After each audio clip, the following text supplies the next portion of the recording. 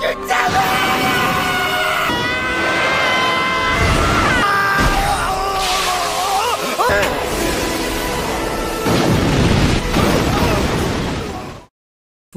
Alchemist Brotherhood sepertinya menjadi salah satu contoh kesuksesan luar biasa dari sebuah remake anime.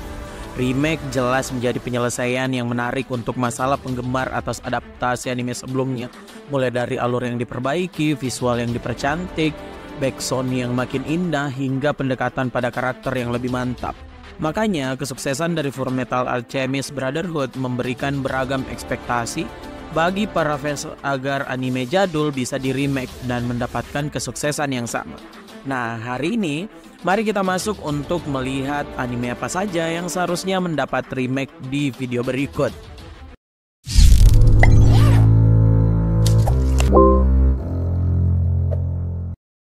You should be careful what you call a fortunate opportunity.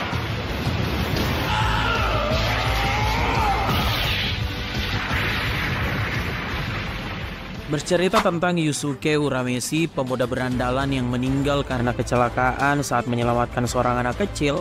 Dirinya hidup kembali sebagai seorang detektif roh, di mana kehidupannya berubah, di mana dia harus melawan berbagai macam iblis ditemani oleh kelompoknya yaitu Kuwabara, Hiei, dan Kurama. Tentu akan menyenangkan jika bisa melihat arc terseru dari anime ini, yaitu turnamen dunia iblis disajikan dengan visual zaman sekarang. Apalagi kalau studio yang menggarap mungkin sekelas Ufotable yang menggarap Kimetsu no Yaiba.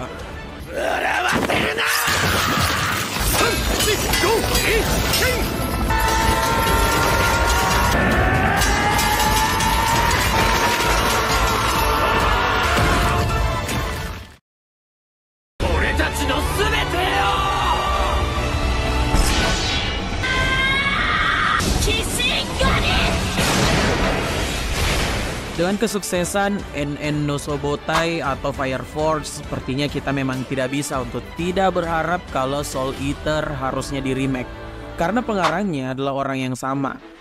Anime ini bercerita tentang Meister dan senjatanya. Pemain utamanya adalah Maka Albarn dan partnernya Soul yang bisa berubah menjadi sebuah Dead Side.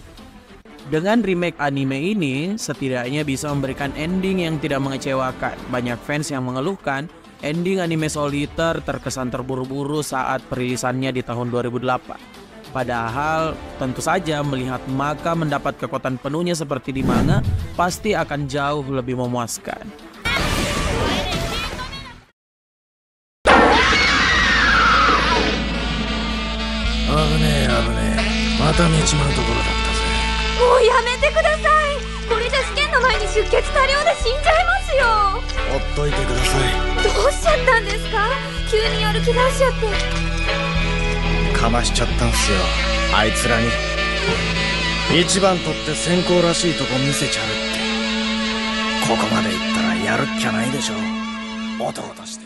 Makin sedikitnya anime yang mengangkat isu tentang dunia pendidikan, jelas kita harus berharap kalau anime legendaris seperti Great Teacher Onizuka bisa di-remake.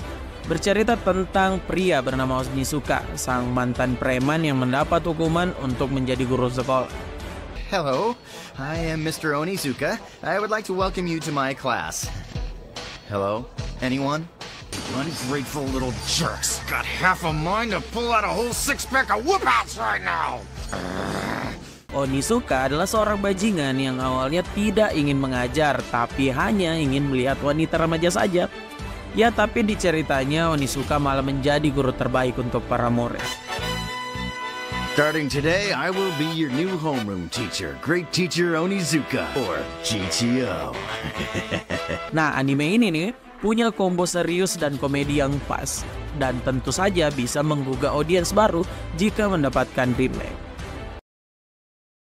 Hey Onizuka, you think school could someday be fun for me too? Get some rest, Yoshikawa. Tomorrow's gonna be a lot better. You'll have a whole new game face.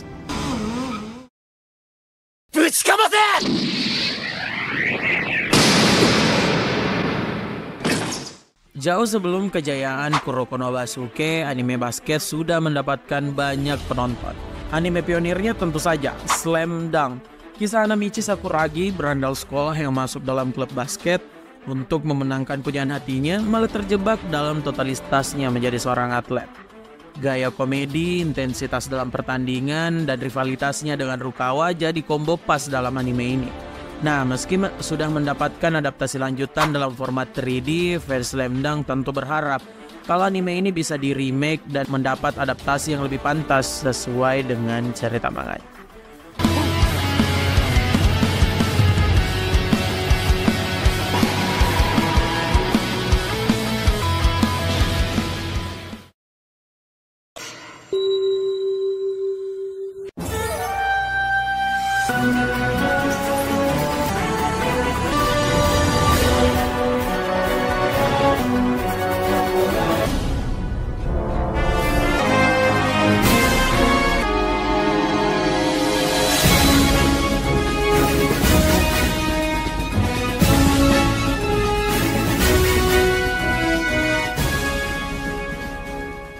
Masih terus memiliki generasi pelanjut dan tetap menjadi mesin uang bagi Konami, bisa dibilang Yu-Gi-Oh menjadi salah satu franchise paling sukses bagi Konami. Nah, namun meski terus memiliki pelanjut, sepertinya tidak ada yang bisa menggantikan seri pertama dari Yu-Gi-Oh. Kisah Muto Yugi dari sisi lainnya, yaitu Atem, selalu membekas di hati para penggemar. Ya, meski mekanik dari filmnya sudah tidak relevan dengan Yu-Gi-Oh zaman sekarang, tapi tentu saja remake dari anime ini banyak dinantikan. Para penggemar tentu antusias jika bisa melihat pertarungan Yugi melawan Marik dengan visual yang lebih indah, atau pertarungan Yugi melawan rival abadinya Seto Kaiba. Yugi! I see you're just as cocky as ever, Kaiba, but so be it. It's time to duel! Let's begin. 玉切れのようだな。覚悟しろ。やめろ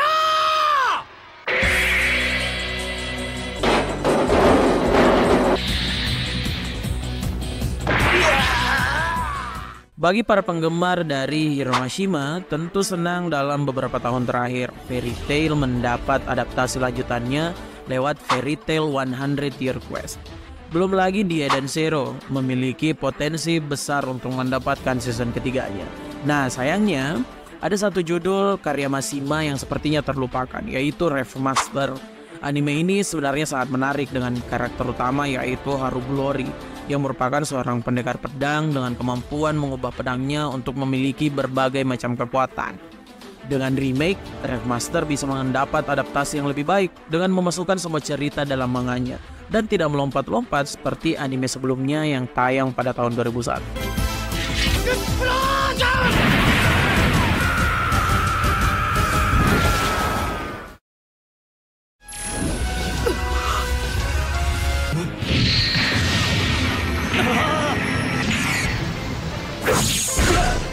Jadi salah satu anime paling sial karena tidak bisa mengikuti kesuksesan Big 3 di masa keemasan, padahal memiliki plot yang menarik, adalah nasib yang dialami oleh Katekyo Hitman Reborn. Anime ini bercerita tentang Suna Sawada yang tiba-tiba mewarisi sebuah keluarga mafia besar, Fongola Family.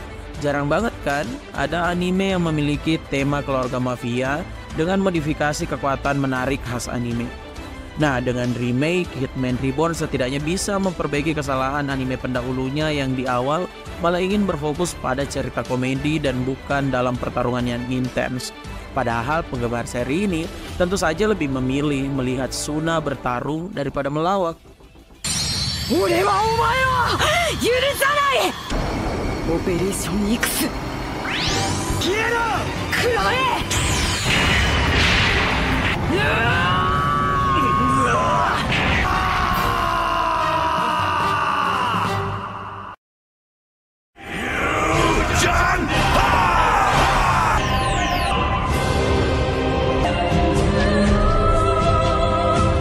We are one.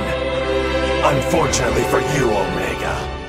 Anime dengan pertarungan paling intens, paling seru, dan paling tidak mengecewakan. Apalagi kalau bukan Dragon Ball. Sudah bukan hal baru jika anime ini diharapkan mendapat remake dengan animasi yang lebih baik. Apalagi kesuksesan Dragon Ball Super yang menampilkan Goku melawan Jiren.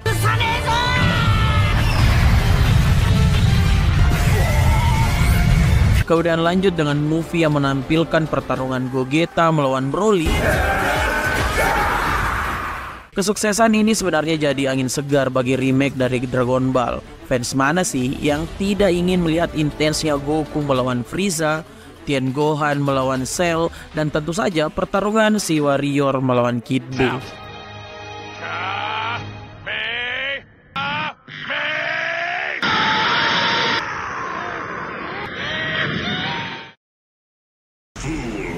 As if your Tet Saiga alone could possibly defeat me. Someone I have to protect. That's why I can never give up. Shomuro, Have no one to protect.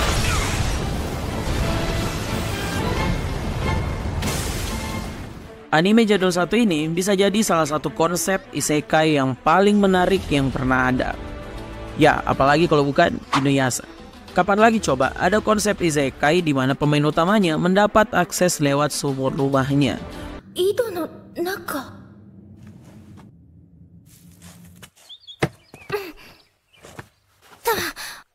Hokora no ido ni uchita hazu. Perjalanan Kagome dan Inuyasha di film ini juga selalu menarik dengan berbagai pertemuan mencengangkan, mulai dari ketemu Kikyo, Sesomaru, hingga musuh utama mereka, Naraku. Nah, bagi para fans yang mengharapkan remake dari Inuyasha tidak terlepas dari berbagai macam faktor, mulai dari alur cerita yang lambat, visual yang tidak konsisten, hingga banyaknya episode filler saat anime ini meluncur tahun 2000. Makanya dengan remake, anime ini bisa menyelesaikan berbagai kekecewaan fans sebelumnya. Or will they be locked out of time forever? This has been Kagume's fate. no way I'm gonna let that happen. Prepare for the finale.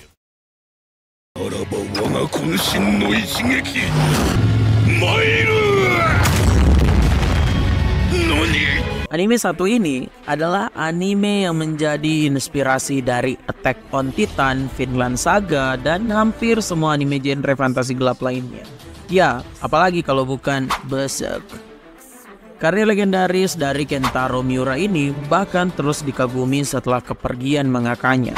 Pertama kali animenya disiarkan pada tahun 1997 dan pernah mendapat sequel di tahun 2016, namun tidak mendapat respon positif dari fans karena berbagai macam hal, mulai dari CGI yang tidak diharapkan, pace yang tergesa-gesa, hingga kurangnya nuansa horor yang didapatkan para fans. Nah, dengan adanya remake yang mengutamakan adaptasi penuh berdasarkan manganya, tentunya akan mengobati kerinduan sekaligus kekecewaan para fans. Apalagi jika aksi Guts ini dianimasikan oleh studio animasi terkenal seperti Ufotable ataupun MAPPA. Pastinya mata kita bakal dimanjakan banget.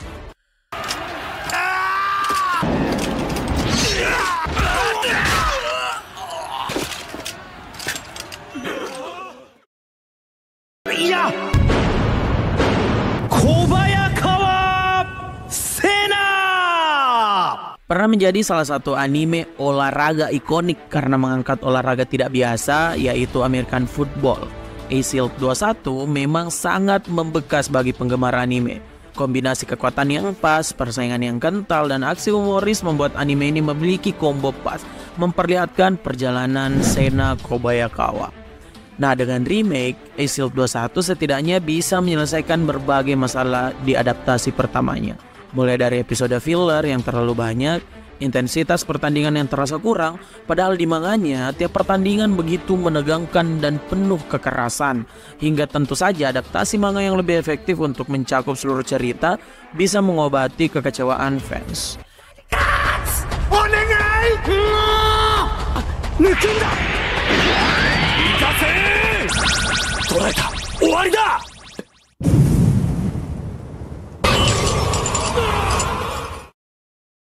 Itu tadi berbagai macam anime versi kami yang seharusnya mendapatkan remake. Bagaimana? Apakah kamu setuju anime tadi di remake? Atau kamu punya anime judul lain nih yang layak di remake versi kamu? Sebutkan jawaban kamu di kolom komentar.